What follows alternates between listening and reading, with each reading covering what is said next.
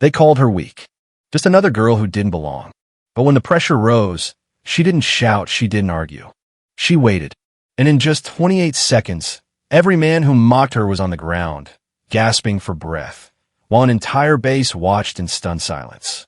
Who was this quiet recruit? And how did she become a Marine who changed everything? They thought she was nobody. They were wrong. It started the moment Lena Whitaker, 5'4", plain ponytail, uniform still creased from the issue, been stepped off the bus at Camp Pendleton.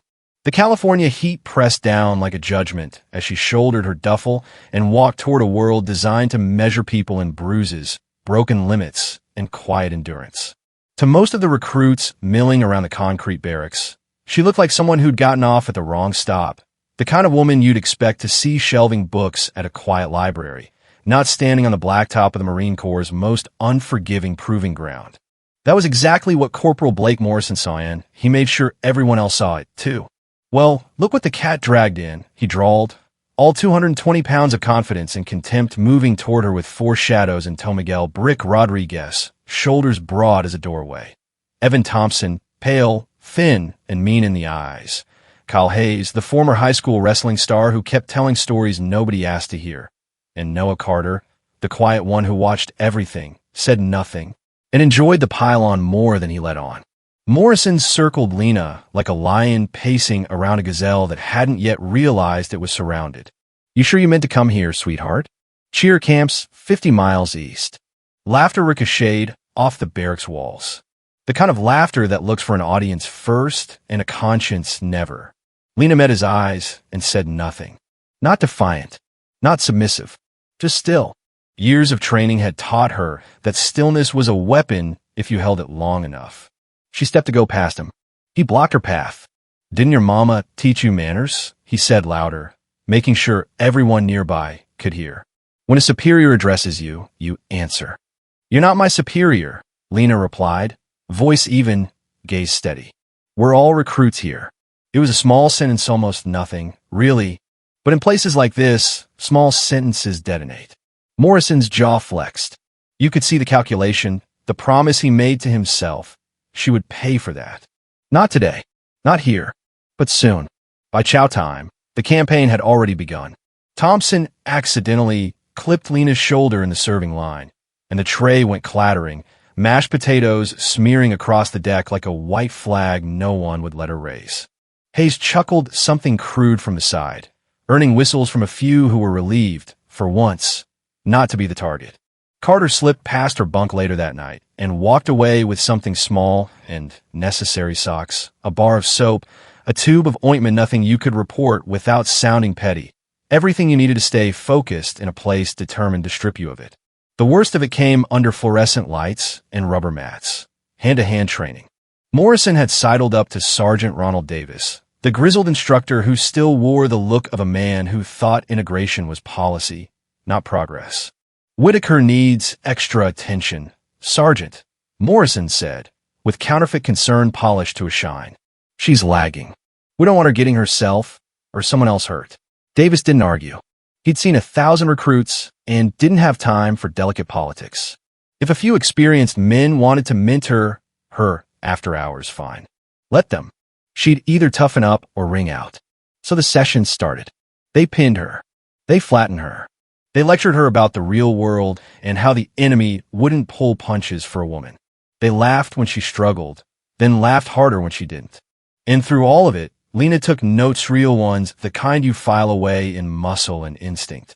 Rodriguez favored his right side, protecting an old shoulder. Thompson dipped a fraction early before every punch. Hayes relied on his wrestling background and telegraphed his double leg like a high school highlight reel on repeat. Carter moved fast, but never set his feet. And Morrison was a sledgehammer. Heavy, terrifying, and useless against someone who knew how to step out of the way and watch it crush air. She let them think it was working. That was important. Sometimes the smartest thing you can do is let a bully build his stage. Because when the curtain finally rises, it's not going to be your show he's starring in. Week 4 arrived with the kind of tension you can taste. Stress test day. The drill floor was humming. Recruits lined up on edge, the kind of silence that sounds loud. Sergeant Davis announced full contact combat scenarios. No pulling punches, no padded egos. Today, he barked, we separate the warriors from the wannabes. Morrison looked across the mat and smiled. Not like a friend, not like a rival, like a man who'd stacked the deck and was ready to flip the final card. He raised his hand. Sergeant Davis, with respect, he said, palms open, eyes humble, voice carrying just enough to reach every corner. I've been watching Whitaker. She's not ready for this. We don't want anyone getting hurt because she hesitates. Let's demonstrate first. Show her what real combat looks like. Davis considered. You could see the war in his eyes, politics on one side, principle on the other. He settled where he usually did, with the harshest interpretation of duty. Fine. Morrison, Rodriguez, Thompson, Hayes, Carter. On Whitaker. Demonstrate. The circle formed. 50 recruits leaned in, some hungry for spectacle, some looking for a reason to look away. Morrison shoved Lena hard in the shoulder, sending her stumbling into Rodriguez's waiting arms. Air left her lungs. Someone laughed. Someone bet on how long she'd last. They let her go so she could fall again. See, Morrison called out, pacing like a ringmaster. This is what happens when you're not strong enough, when you don't belong. Thompson came from the left, Hayes from the right, Carter circling like a fox waiting for scraps. Morrison's crew tightened the noose. All faux lessons and real humiliation. This was the Machelen Giselate playbook executed with military precision. Make her the joke. Force her into the arena. Close the door and let the wolves explain how nature works. She wiped blood from her lip as it dripped, one slow red line against regulation khaki. She kept her eyes calm, posture controlled, heart a steel drum in her ribcage. She remembered what her father told her when she was 7 years old and the world was already telling her she wasn't enough. Let them think you're smaller. Then make the room bigger. She stood. The circle tightened. Morrison flexed his fists. Sergeant Davis watched, impassive, arms folded, coffee cooling in his hand. The recruits waited for the moment the humiliation would tip into a lesson about knowing your place. And Lena Whitaker, the woman they had all decided was nobody, quietly decided she was done playing the part they wrote for her. The room was still. For a moment, the fluorescent lights above hummed louder than the voices around them, a harsh white glow illuminating the mat like a stage set for an unplanned performance. Lena Whitaker stood there, blood drying at the corner of her lip, eyes focused and strangely calm. She didn't protest. She didn't defend herself with words. She simply breathed slow, deliberate, like someone who'd already accepted the challenge and was just waiting for the curtain to rise. Morrison mistook that silence for fear. What's wrong, princess? He jeered, stepping closer. Too scared to make a move? His smirk widened as he nodded to Rodriguez and Thompson, who flanked her like hyenas closing in on a wounded gazelle. But if they'd looked closer, they would have seen that Lena's hands weren't shaking. Her stance wasn't clumsy. Her feet were planted with the subtle, perfect balance of someone who understood the rhythm of a fight long before the first punch was thrown. She let Thompson grab her arm and yank her forward, letting herself stumble just enough to sell the part. Rodriguez gave her a shove, forcing her to roll back on her knees. The crowd murmured, expecting her to break down or call for mercy. But instead, she looked up, eyes cool, and let out the faintest smile, small, almost imperceptible, but enough to make Carter hesitate. That hesitation grew infectious. A few recruits in the circle shifted uncomfortably. It was subtle at first, a whisper, a sideways glance. Something about this woman didn't match the image they'd painted of her in their heads. Who takes this kind of abuse and doesn't even flinch? Someone muttered. Another recruit, Private Henderson, leaned toward his buddy and whispered, "She's different. You see that? The way she's moving? That's not a rookie." Lena's calmness was unnerving precisely because it wasn't defiance or bravado. It was quiet preparation. Every stumble, every awkward fall was measured. She was reading them like open books, the timing of their strikes, the way Rodriguez favored his right side, the small shoulder dip Thompson made every time he wound up for a punch. Even Morrison's powerful swings, designed to intimidate, telegraphed themselves long before his fists were anywhere near her. "Get up," Morrison barked, his voice cracking the tense silence. "You think we're done? You haven't even felt half of it yet." He raised a hand, signaling to Hayes and Carter to close in. You hold her down this time.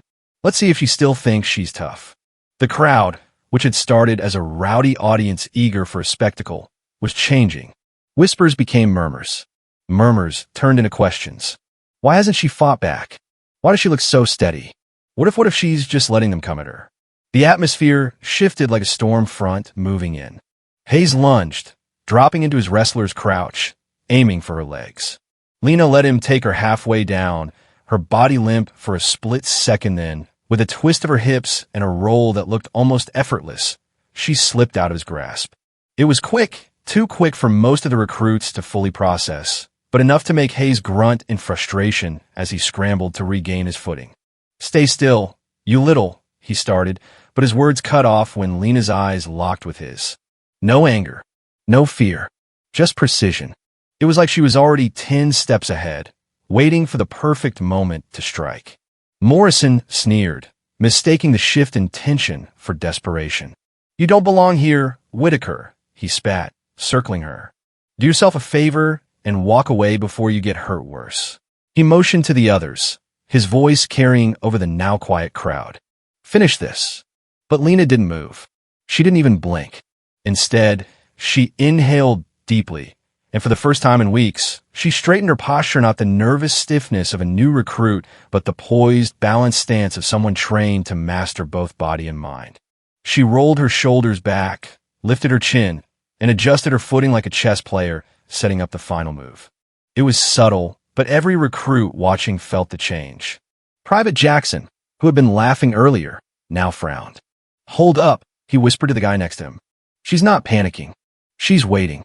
Like she knows exactly what's coming. Sergeant Davis, arms crossed, tilted his head slightly. He'd seen a lot of recruits, hotshots, athletes, street fighters who thought they were invincible. But there was something in Lena's body language that didn't fit the usual mold. It wasn't arrogance. It was control.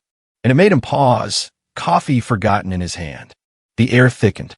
Morrison, irritated by her calmness, barked louder. What are you smiling at? He demanded. But Lena didn't answer. She let his words hang there, empty and powerless.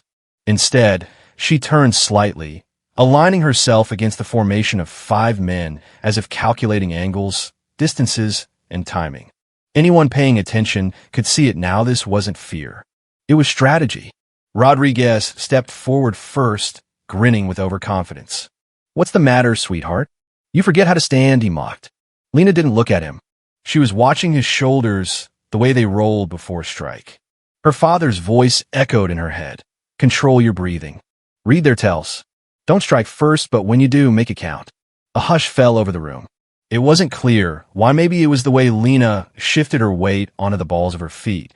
Maybe it was the stillness of a storm about to break, but the energy was different now. Every pair of eyes in the room was locked on her.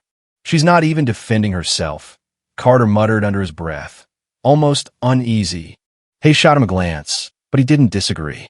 The silence stretched. And then Morrison, frustrated by the tension he couldn't explain, shouted the challenge that would change everything. Let's put an end to this. You, Vivian, her. Now. Lena exhaled slowly, her lips pressing into a faint line. It was time. The room snapped into motion.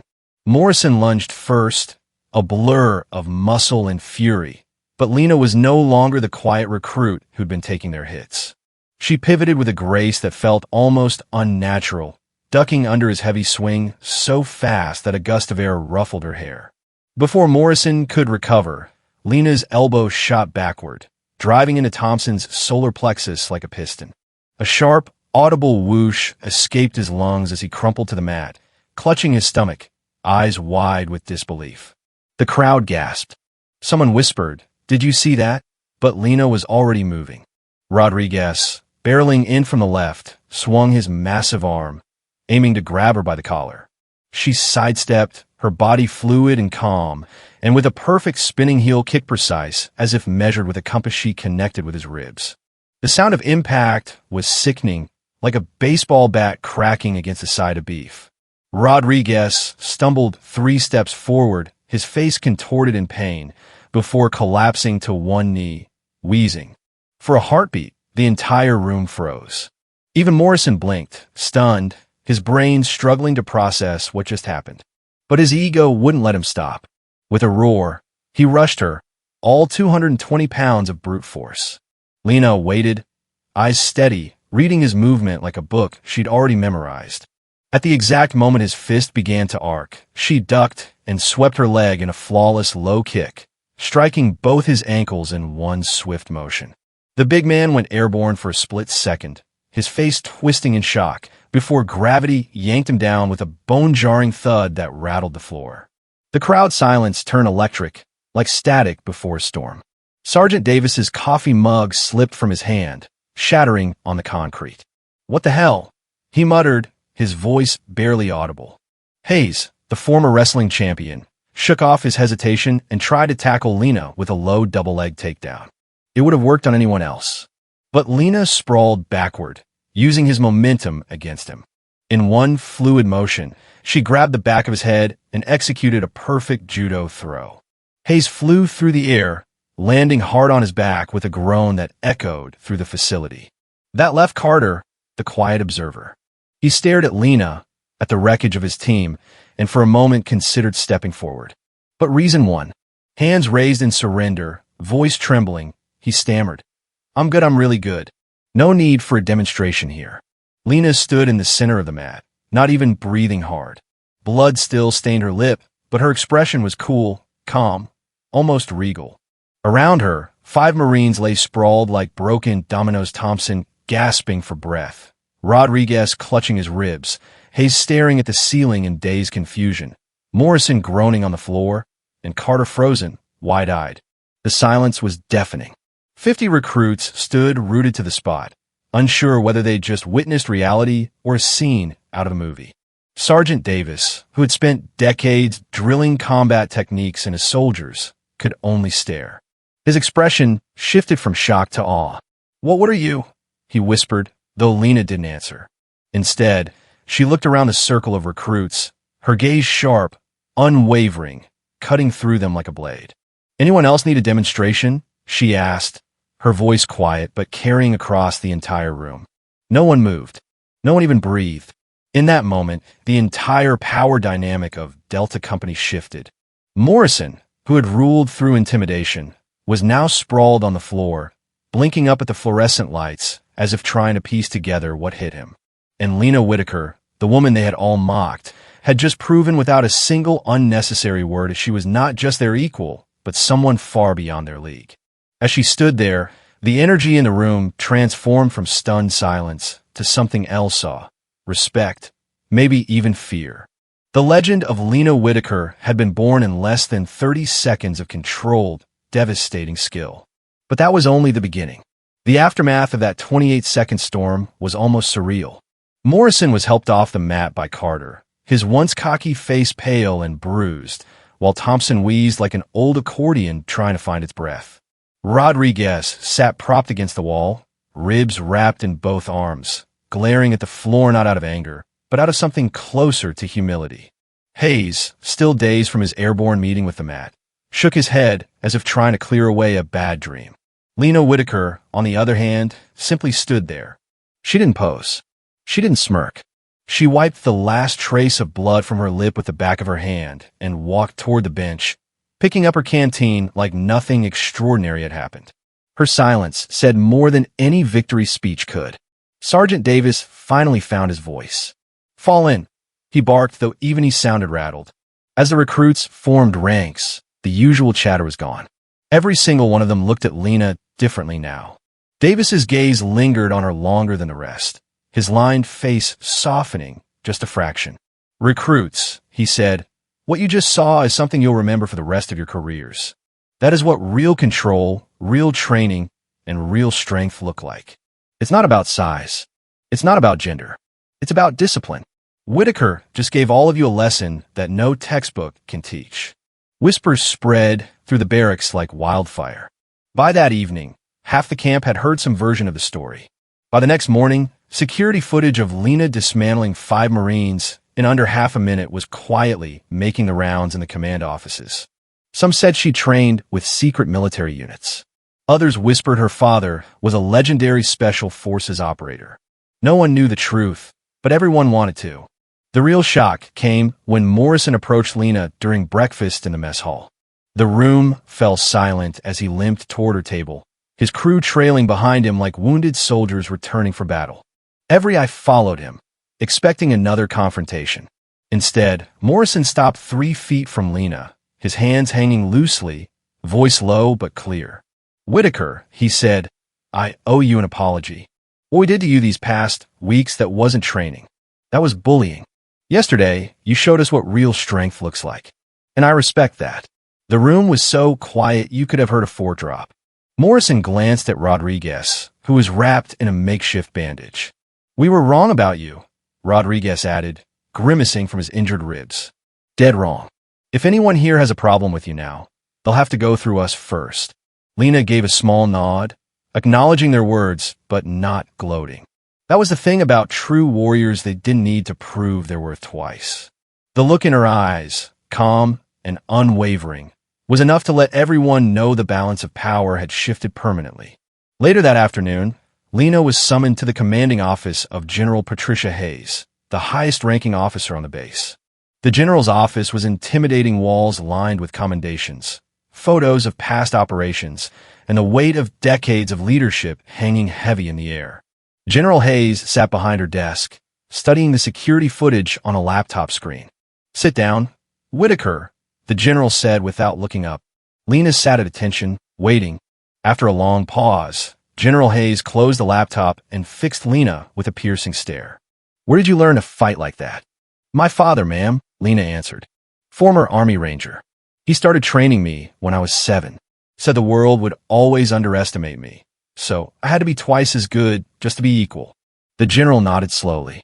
"And what did he teach you about strength?" "That it's not about hurting people who are weaker," Lena said, her voice steady. "It's about discipline, protecting those who can't protect themselves." A smile tugged at the corner of General Hayes' mouth. "Your father raised a hell of a Marine. When you finish basic, I want you to consider becoming a hand-to-hand combat instructor. We need people who can teach not just technique, but philosophy, a kind you demonstrated yesterday." Lena's heart skipped. "I'd be honored, ma'am." "Good. Starting tomorrow, you'll help me rewrite our training protocols. What you showed out there, that's going to change how we teach combat." 6 months later, Instructor Whitaker stood at the front of a new class of wide-eyed recruits. On the screen behind her, the legendary 28-second footage played, showing every precise movement, every takedown that had silenced an entire barracks. Beside her stood Morrison, now a close friend serving as her assistant instructor. The same man who once mocked her now treated her with the respect of a brother-in-arms. "The first thing you need to understand," Lena told the recruits, "is that strength isn't about size or intimidation. It's about heart, skill, and respect. I don't care if you're big or small, fast or slow, what matters is who you become when you're tested." She paused, her gaze sweeping across the room. "Never judge a warrior by their appearance. Judge them by their discipline and their willingness to stand up for what's right. If you remember that, you'll not only survive this training, you'll earn the title of Marine." The room was silent, not from fear, but from respect. Somewhere in the back row, a young recruit leaned to another and whispered, "That's her, the one who took down 5 Marines." And the legend continued, inspiring every soul who walked through those doors. True strength doesn't shout. It doesn't humiliate or dominate. It stands tall in silence, proving itself only when necessary and with precision that leaves no doubt. Lena Whitaker didn't just fight for herself. She fought to teach a generation that respect and courage are far more powerful than muscle or ego.